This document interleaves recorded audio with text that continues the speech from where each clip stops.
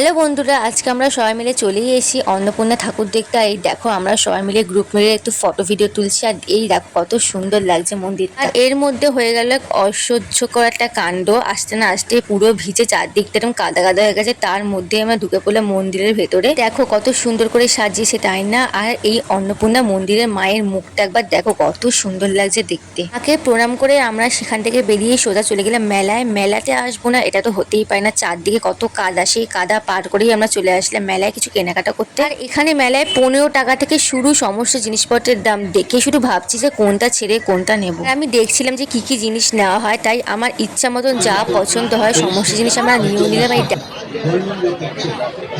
বলবি তো এমন করে। তো গাইস দেখো আমরা চলে এসেছি মেলায়, অন্নপূর্ণা মন্দিরের মেলায়। কত সুন্দর লাগছে, চকচক করছে আমাদের। তো চলে আমরা কেনাকাটা করবো, তো দাম কিনেই যাচ্ছে। দেখো আরেক পণ্ডিত।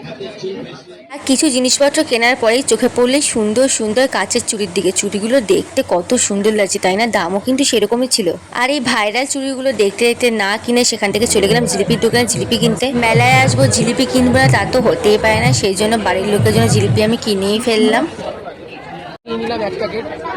আছে তখন থেকে জিলিপি খাবে বলে দেবো না দেবো না দেবো না।